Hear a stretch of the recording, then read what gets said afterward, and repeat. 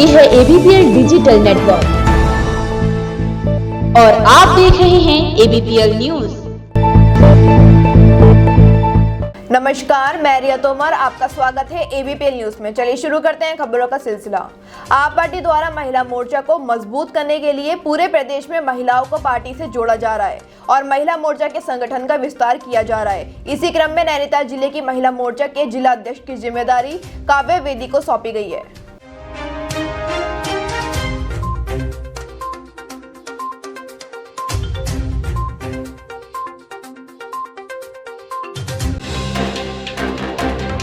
पिथौरागढ़ जिले के मुंशियारी तहसील में इन दिनों महोत्सव किया जा रहा है, जिसमें शुक्रवार को कार्यक्रम समापन के समय अज्ञात व्यक्ति द्वारा चलाई गई गोली से तहसील कर्मी घायल हो गया। आनन फानन में घायल को सामुदायिक स्वास्थ्य केंद्र मुंशियारी लाया गया, जहां पर प्राथमिक उपचार के बाद जिला चिकित्सालय रेफर कर दिया गया। मैं तो जनरेटर बंद करने के लिए गया था। जनरेटर बंद करने के दौरान जनरेटर तो बंद कर दिया था, लेकिन स्टार्ट बंद नहीं हुआ था जनरेटर। वो थाने वाला जो हाइट वाला जो लाइट, उसके बाद बंद होने के तब उसी समय में पता नहीं गोली कहाँ जाए, पता नहीं चल पाया। आर पार जैसे दिखाई नहीं दिया मुझे कि कैसा कहाँ जाए गोली। बड़े दुर्भाग्य की बात है कि मुंशियारी महोत्सव में यहाँ गोली चलने से श्री रमेश राम जी घायल हुए हैं और मुंशियारी महोत्सव के जो आयोजक हैं उन्होंने अभी तक भी जो है इसमें कोई कार्रवाई नहीं की है और न ही मेले को जो है इन्होंने बंद कराया है।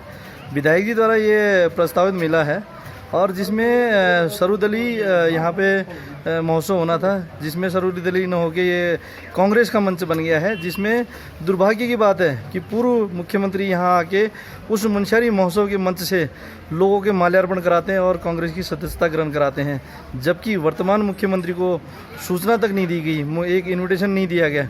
यह इस क्षेत्र के लिए दुर्भाग्य की बात है, जहाँ पर सिर्फ राजनीति की जा रही है, कोई महोत्सव नहीं किया जा रहा है। विधानसभा चुनाव के करीब आते आते तमाम राजनीतिक पार्टियों में सरगर्मियां तेज होने लगी हैं। इसी के चलते मंगलौर विधानसभा के गांव निजामपुर में आम आदमी पार्टी के प्रभारी नवनीत राठी ने जनसंपर्क कर लोगों को आप पार्टी की योजनाओं से अवगत कराया और उन्हें उन योजनाओं के फायदे बताए। ये एक सबसे महत्वपूर्ण पार्ट होता है इलेक्शन का। नेता जो मैं महसूस किया, देखा कि मैंने नेता अपने घर से ही राजनीति करने का प्रयास करता है, क्योंकि उनके पास राजनीति के बहुत सारे गुण होते हैं।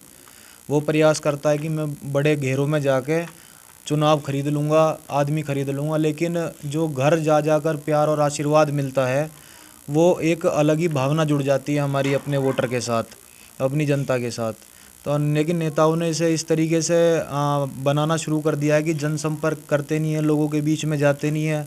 इलेक्शन के टाइम पे कुछ समय के लिए बाहर निकलेंगे, उसमें भी बड़े घेरों में जाकर प्रयास करेंगे कि यहीं से हम अपना चुनाव एक तरफा कर लेंगे। लेकिन हमें हर जनता के पास अपनी हर घर हर व्यक्ति से मिलना चाहिए। हम अपनी हर माँ से हर बहन से अपनी बात रखनी चाहिए। अपने हर युवा भाई से मिलना चाहिए कि भाई हम चुनाव लड़ रहे हैं, और अपनी पूरी पार्टी के एजेंडे को समझाना चाहिए।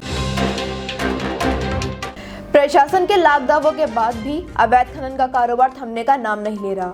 आए दिन खनन माफिया नियमों को ताक में रखकर अवैध खनन करने में जुटे हैं। एक ऐसा ही मामला जसपुर के गांव राजपुर में सामने आया है, जहां अवैध खनन पर प्रशासन ने छापेमारी की। वहीं उप जिलाधिकारी काशीपुर आकांक्षा वर्मा अवैध खनन पर लगाम कसते हुए नजर आई। इनके पास अनुमति पत्र जो था वो तो था, मगर इसके अलावा जो अनुमति पत्र में जो शर्तें मेंशन हैं, जैसे कि जिस क्षेत्र में आपको अनुमति दी गई है आप उसी में करेंगे, तारबाड़ आपको करना पड़ेगा अपने क्षेत्र का, उसके अलावा रॉयल्टी और स्टैम्प शुल्क आपको खनन करने के पहले जमा करना होता है। इन सभी शर्तों का इन्होंने अनुपालन नहीं किया है, इसीलिए तत्काल रूप से खनन रोक दिया गया है और इनकी जो संस्तुति दी गई है उसको निरस्ती रिपोर्ट भेजी जा रही है। जी, इनके द्वारा जहाँ जहाँ पे मिट्टी डाली गई है उसका विवरण लिया जा रहा है इनसे और वहाँ पे भी टीम भेजी जाएगी। देखिए, अगर किसी ने रॉयल्टी जमा नहीं की है और खनन किया है तो 5 गुना जो रॉयल्टी होती है उसकी पेनाल्टी लगती है, तो वो इनके ऊपर लगाई जाएगी। किशनपुर गांव के ग्रामीणों ने एक बार फिर से NH-73 के प्रबंधन के खिलाफ विरोध प्रदर्शन किया। ग्रामीणों का कहना है कि किशनपुर गांव के सर्विस रोड पर गहरे गहरे गड्ढे हो गए हैं, जिसमें पानी भरने से रोड से गुजरने वाले वाहन पलट जाते हैं और कई लोग इस दौरान घायल भी हो जाते हैं। लोग इतने परेशान हैं, रोज मतलब 2-2, 3-3 टेम्पो पलटा, किसी का हाथ टूट जा तो किसी का पाँव टूट जा। उसके अलावा ITM भी आया, DM भी आया, सड़क वाले भी आए, सब कुछ आया, कुछ सुधार नहीं हुआ। नाले का पानी लीक रहा और अपना यहाँ से गड्ढे हो जहाँ इनमें सारे में ये टेम्पू पलटो। समस्या यहाँ है, वहाँ ध्यान नहीं दे रहे इस पर बिल्कुल भी। हमें चाहे रोड ऊंचा हो जाए तो यहाँ पानी नहीं भरने का, उसके अलावा सब ठीक ठाक जाँच होंगे। यहाँ फिर उन पर खबर भेजो वहाँ से टोल पर, वहाँ वो लेकर वहाँ अपनी वहाँ करेंसी उस तो वहाँ ठामो, गन्नों की भी ट्राली ठामो, फिर वहाँ पैसे मांगो यहाँ से।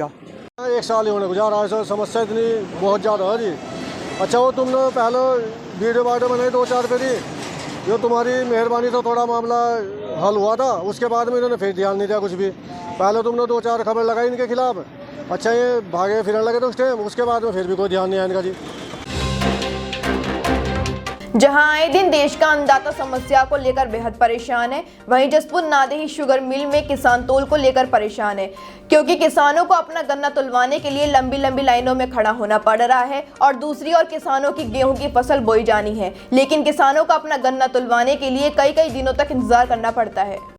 बनियों वाले में सेंटर पर जब से 15 दिन से ठेका लिया है ठेकेदार ने, इसके 2 वाहन हैं, एक कर जावे है, कभी एक छुट्टी हो जाए है, 4-8 दिन हो जाए है, पटलों में भरे भरे किसान खेत में रह में या सेंटर पर रह में। गन्ना डालता नहीं है, इंतजार साहब लोग आते कि जब ट्रक आ जाएंगे जब तोल लेंगे, 8-8 दिन हो जाएंगे। ये तो सब फैक्ट्री और ट्रांसपोर्ट के हिसाब से जब फैक्ट्री खाली करती है ट्रांसपोर्ट की तभी आती है, तब फिर आके गन्ना भरा जाता है। ट्रांसपोर्ट का काम तो सर इतना कह लो कि मतलब मेरा काम तो इतना तोलने और फिर तोलने के बाद भरवाई कराना, तो ये तो है मेरा काम। भले ही किसानों को तीनों कृषि कानून वापस होने पर सरकार से बड़ी राहत क्यों न मिली हो, लेकिन एमएसपी को लेकर एक बार फिर से किसान आंदोलन को तेज करने की तैयारियां की जाने लगी हैं। वहीं प्रसिद्ध गुरुद्वारा श्री नानकसर ठाठ गजराला में पहुंचे भारतीय किसान यूनियन के राष्ट्रीय प्रवक्ता राकेश टिकैत सहित नेताओं ने मौजूद संगत को किसान आंदोलनों के संघर्षों की कहानी सुनाई। आइए देखते हैं पूरी खबर। सरकार बताएगी। हमने 5 आदमी की एक कमेटी बना के भेज दी, जो भी सरकार को बातचीत करनी है उस कमेटी से बातचीत कर सकती है। सरकार बातचीत नहीं करना चाहती, किसानों को वहाँ से वैसे ही वो भेजना चाहती है। मुकदमे है, ट्रैक्टर बंद है, कंपनसेशन का मामला है, एमएसपी का मामला है, अजय टेनी का मामला है, तो बहुत सारे मामले अभी है। भारत सरकार कोई बातचीत नहीं करना चाहती। हमने एक कमेटी बना दी, भारत सरकार उससे बात करे और जो भी जवाब देना है वही कमेटी भी जवाबदेही होगी और भारत सरकार जवाबदेही होगी। 5 लोग हमने दे दिए उनको। ये 5 लोग हैं, आप इनसे हर मुद्दे पे इनसे बातचीत कर सकते हो। आप ऐसे नहीं कभी किसी को फ़ोन कर लिया कभी किसी को, ये ऑथेंटिक लोग हैं।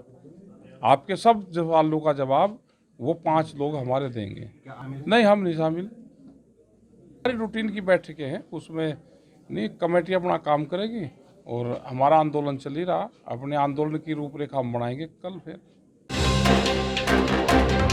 खडीमा में बालिकाओं को नंदा गौरा योजना का लाभ नहीं मिल पा रहा है, इस कारण बालिकाओं में रोष व्याप्त है। वहीं बालिकाओं ने मांग की है कि नए आवेदन की प्रक्रिया का समय बहुत कम रखा गया है, जिसे बढ़ाना चाहिए।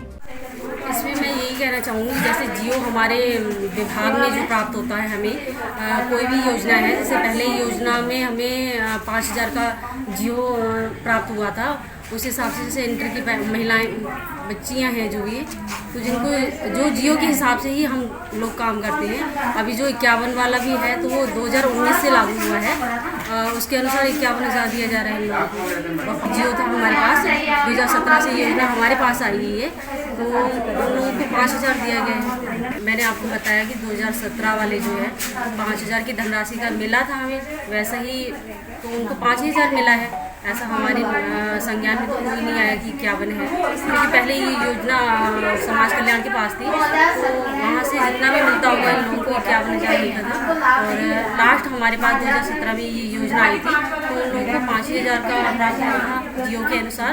और 2019 से इस योजना के अंतर्गत 51,000 की धनराशि बालिकाओं को दी जाएगी। हमारा जो 2017 में लड़कियाँ इंटर पास कर रखी हैं, तो उनको सिर्फ 5,000 की धनराशि क्यों मिल रही है? हमसे कहा गया था कि 51,000 की राशि मिलेगी आपको, तो सिर्फ 5,000 की धनराशि हमें क्यों मिल रही है? इस वजह से इस मुद्दे पे हम आए हैं कि हमें भी 51,000 की राशि मिलनी चाहिए, क्योंकि यहाँ पे काफ़ी लड़कियाँ गरीब परिवार से हैं। और तो सर इसके बारे में तो मैं यही बताऊँगी कि सबको एक बराबर देखना चाहिए। जो लड़कियां जिसको नहीं मिला है और जिसको मिल चुका है 5000, उनको सबको एक बराबर देखना चाहिए, सबको मिलना चाहिए 51,000 की धनराशि। और कुछ लड़कियों को 2017 में 51,000 मिल चुका है। हाँ, कुछ 51,000 मिल चुका है और कुछ लड़कियां अभी नहीं मिला है। 17 में हमने 2 बहनें भर रखा है फॉर्म, तो उनको केवल 5,000 मिल चुका है और वो कह रहे हैं कि आपको एक भी पैसे नहीं मिलेंगे। अब ऐसा क्यों है? हमारा भी तो हक है 51,000 पाने की। बोला कि जो 2 सिस्टर हैं उनको 5,000 मिल चुका है, अब उनको नहीं मिलेगा और बाकी 51,000 को 51,000 हमें मिलने चाहिए, तो बाकी बच्चों को मिल चुका है, हमें क्यों नहीं मिल रहा है? ये है ABPL डिजिटल नेटवर्क और आप देख रहे हैं ABPL न्यूज।